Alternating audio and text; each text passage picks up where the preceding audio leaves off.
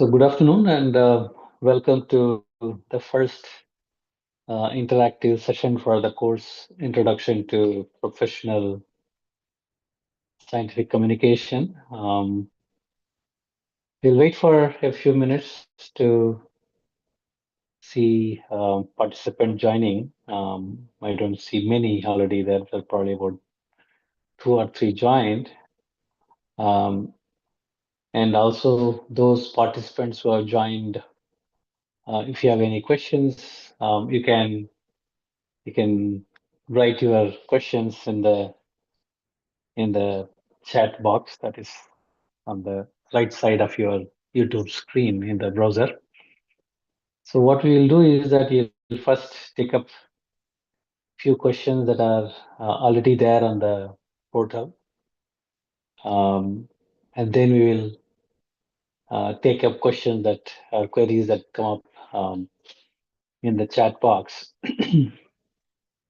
So there were questions on the assignments since the assignment still is on, and there is a different forum for raising any query on the assignment questions and the solutions. I would urge all the participants to use the forum for that, um, you know, raising the query.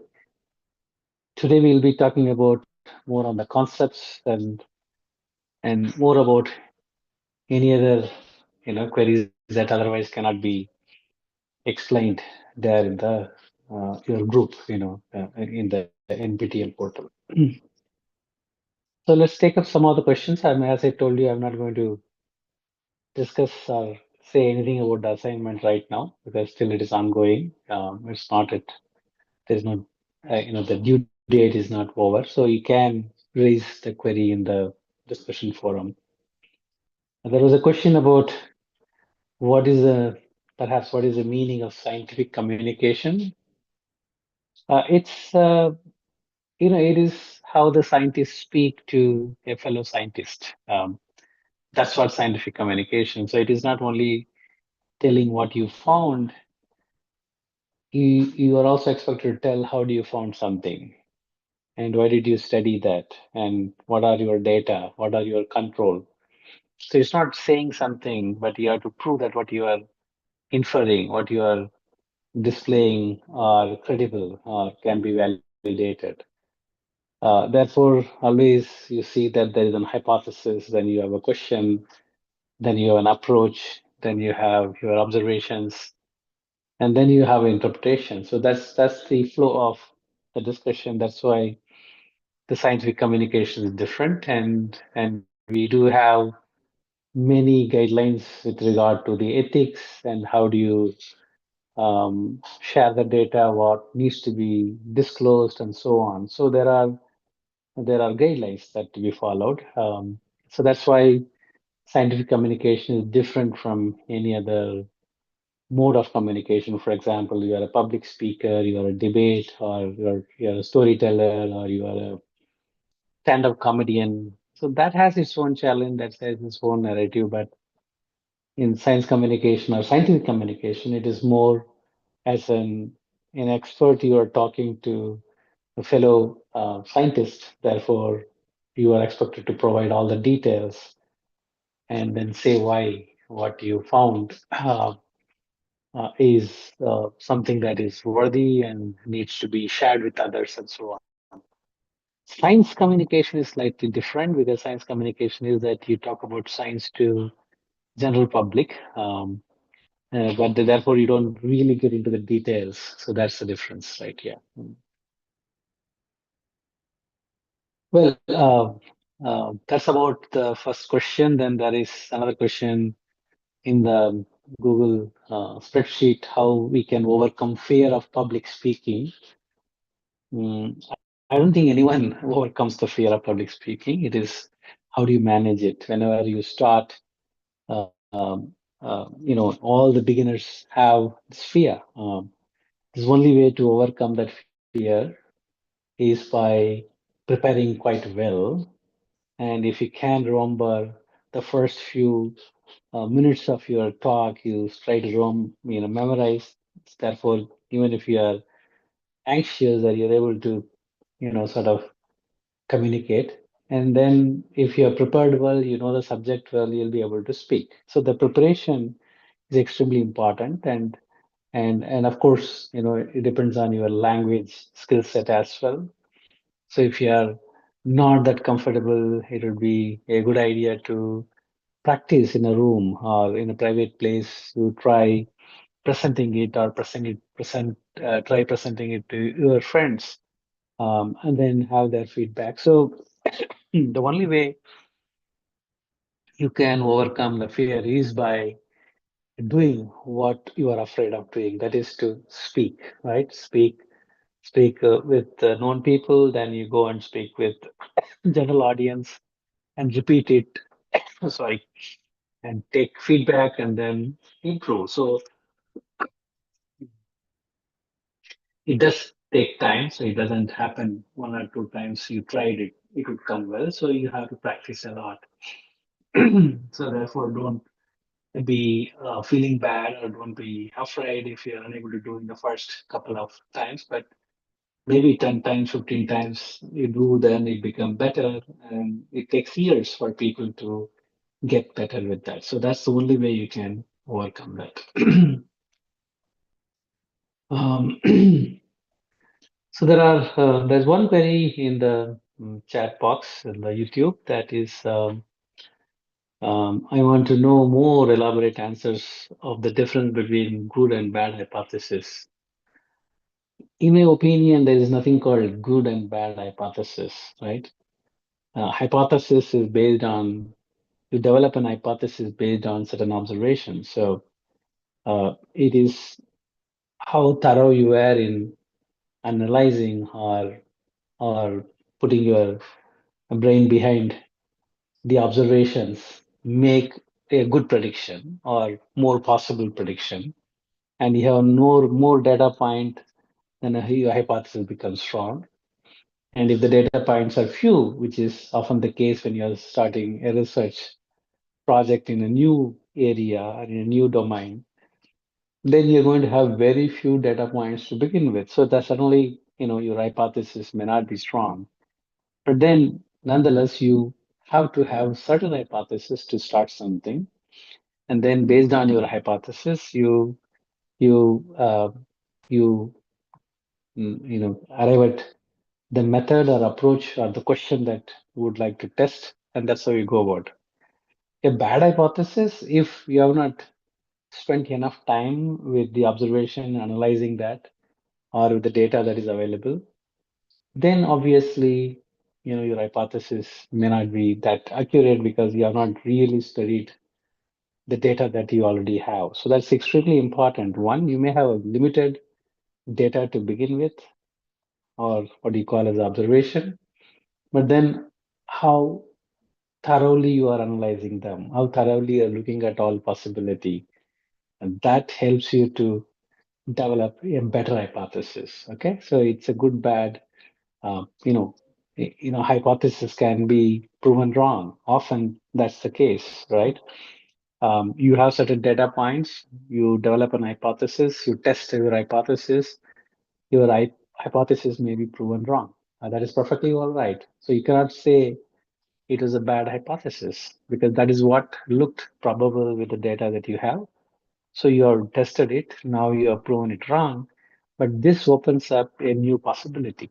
You revise your hypothesis, you come up with a new hypothesis, which perhaps could be uh, more probable and which may be found to be the possible explanation, or you can prove the hypothesis, therefore it becomes a fact or a knowledge, right? So that's how we proceed. So there's nothing called good or bad hypothesis. Hypothesis is hypothesis, and you develop something based on your thorough observations. Okay, so I encourage other viewers to add um, if you have any other query to add your query on that portal. Yeah, I hope all of you are finding this course useful.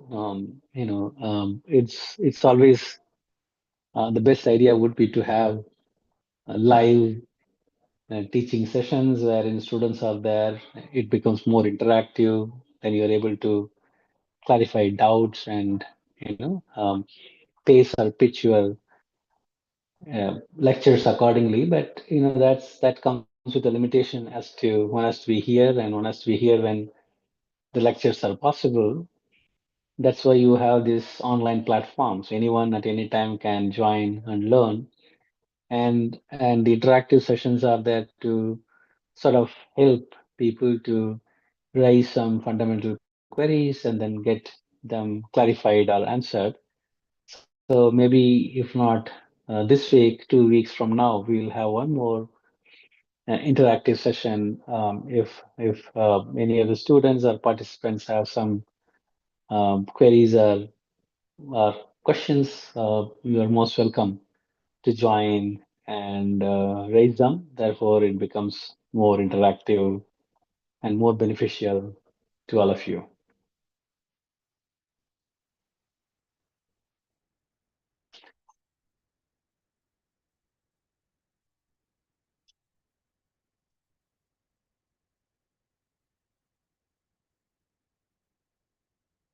I hope that the lectures are useful.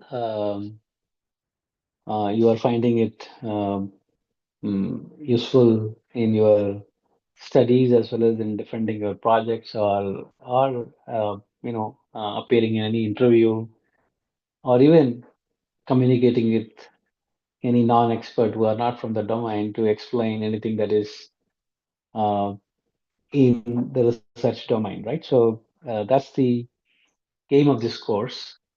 Is there's not much that one need to uh, be um, studying a lot of books or topics. That's not the issue. It's the concepts that you need to learn. I am confident that you would get uh, a good kind of a introduction in this particular course, and it will be of help. Mhm.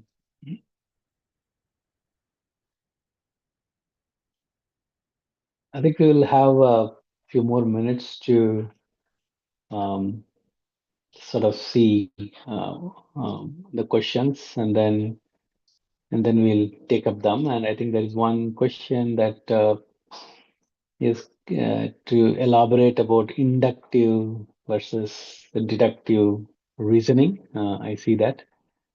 Um, uh, the inductive reasoning is, you basically observe patterns and sort of think about it, and then you come up with certain generalization, meaning you make it more generic, and then sort of you say that's what happens. For example, you look at, uh, for example, any theory that talks about evolution. It is very, very hard for anyone to prove because evolution happens in a passage of several hundreds of years, right? We talk about evolution of species, evolution of mammals, evolution of humans. It did not happen in a few years' time. So once someone can study, so for example, if you have to study the evolution of the human, your lifetime is not enough. So what you do is that whatever um, little observations and other that we have, for example, nowadays people sequence the genome, people do carbon dating, people look at many things where the oldest fossil or remnants of human, like for example, bone and other stuff related to human is available. And then you put together a possible, a kind of possibility. For example, now you say humans first evolved sometime, in northern Africa, and they evolved from, the apes and so on. These are all based on certain indicative I would not say evidences, but some observations. And then you generalize and come up with, give a theory. So that's why theory is difficult to test, right? Because it talks about something that you cannot see in your lifetime, or it's very difficult to test. That's what it is. But that is most likely. Whereas deductive reasoning is that, the theory is something like your hypothesis, um, which you can test by doing certain experiments.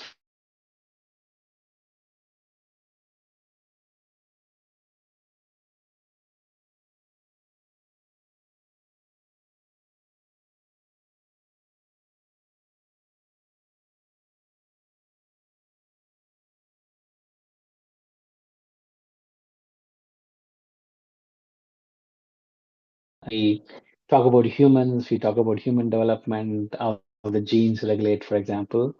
That is not necessarily from the studies that are done in the humans, but these are done in various model systems. But you study there and you sort of extrapolate. So that is deductive reasoning. Um, yeah, I mean, these are some examples, but you can really think of um, other examples too. Yeah, so you can read. We have given you um, um, study material that would help you, right?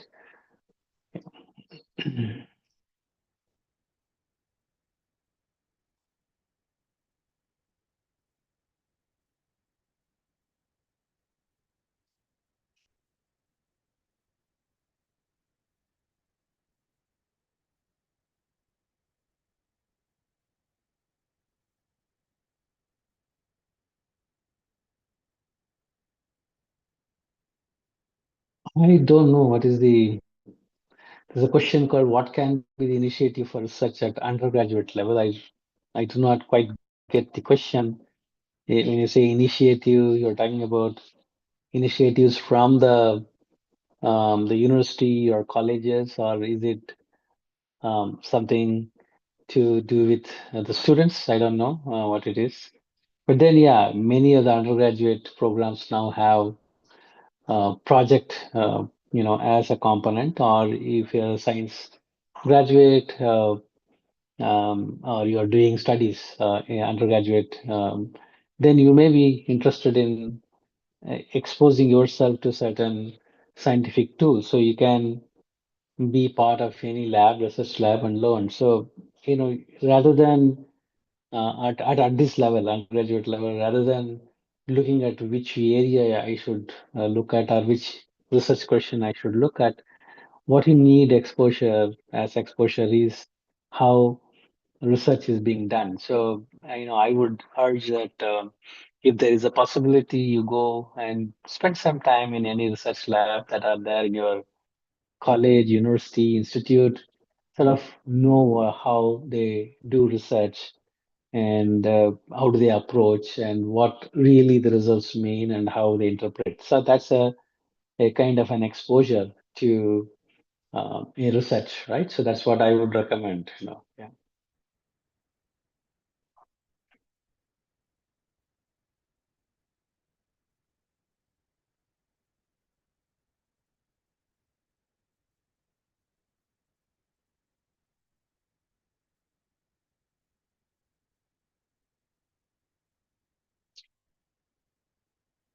Well, I do not see um, any other question or queries on the portal, so or in the each YouTube.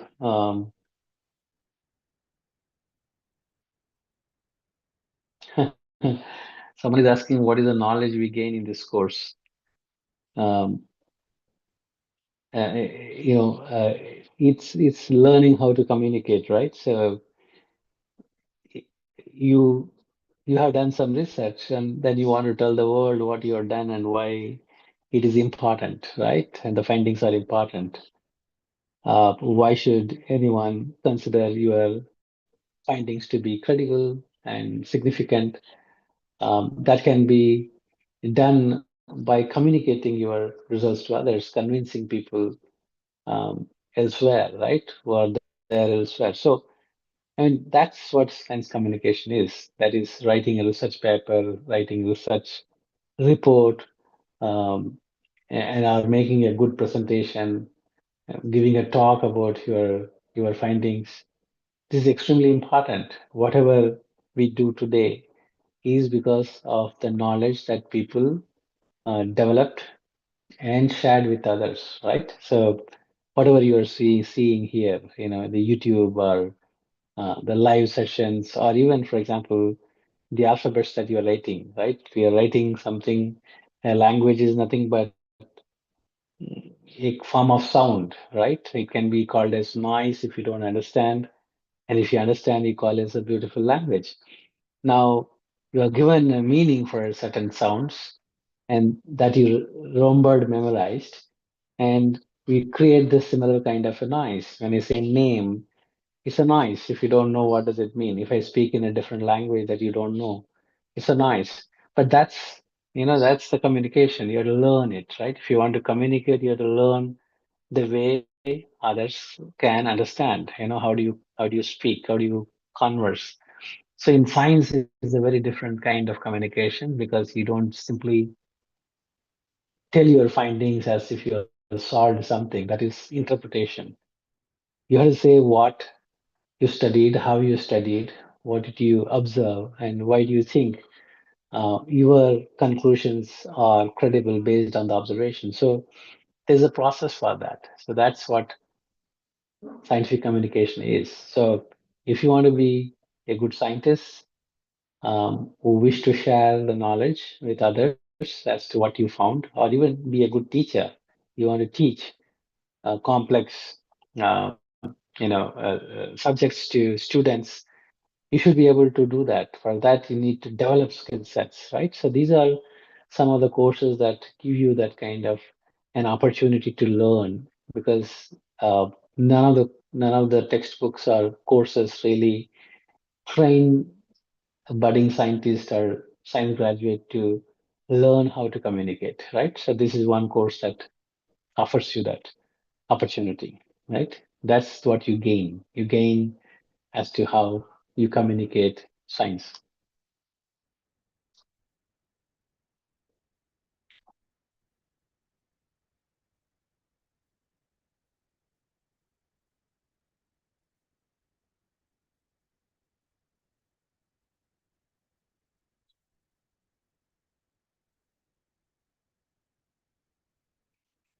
Okay, looks like there are no other queries, and